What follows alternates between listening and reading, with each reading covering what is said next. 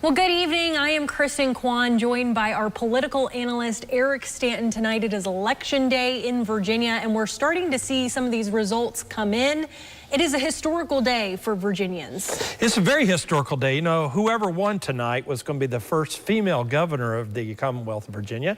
And obviously at this point, we've called, as well as NBC and others, have called Abigail Spanberger as our presumptive winner. So congratulations to her. It also looks like the lieutenant governorship is also going to go to the Democrats as well. So congratulations to them as well. And it's a very historical day. And it's not actually surprising, because if you look at past history, as far as midterm elections, and even though this isn't a midterm election, because we're barely just in the first year of President Trump's administration, but in a midterm election, 20 out of 22 times in the past, the party that's in power ends up losing seats and losing power. Looks like it's going to be the same here. Couple that with just really President Trump's record disapproval rating that he currently has, and that's just a recipe for the other party picking up seats. So congratulations again. Looks like history is going to repeat itself. And let's talk about what that means for those seats in the House of Delegates as well as in the Senate. Well, very good question. And of course, the party that's in control is theoretically the party that controls things, the party that has the most votes.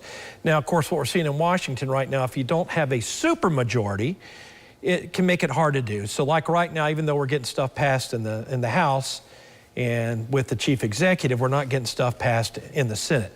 Thus the current budget showdown that we have going on. So now that it looks like in the Commonwealth of Virginia that it's very possible that both the executive branch and both houses of the House and the Senate possibly will be in the control of the Democrats, obviously they'll have a much easier way of getting their policies, programs, and stuff of that nature through. Now again, it's not a guarantee. Again, that's our whole checks and balances system, but it's definitely easier if the chief executive of the state and both the House and the Senate of the state are controlled by the same political party. Something that we have talked about before, too, is how polling has changed over the years. And something to really watch is the Gen Z voters. Yes. They don't do the polling like everyone used to. So it's different, but also the government shutdown might have affected today's votes. You're exactly right. It's going to be interesting to see how the government shutdown has affected the vote. We were talking earlier, when you have about 140,000 federal government employees that live in the Commonwealth of Virginia, and you have about another 120,000 uniformed service members that live in the Commonwealth of Virginia, many of those have either missed a payday or had partial paydays. And it's going to be interesting once we do the autopsy on this election, so to speak, to see if that had any result on the overall election. Now, if it does, it would just show you that the vast majority of people, that population I was just talking about, federal government employees, etc., feel that the Republicans are responsible just because of the win of the Democratic nominee. Now, again, subject to change, subject to, we'll have to look at these things. Gen Z voters are huge.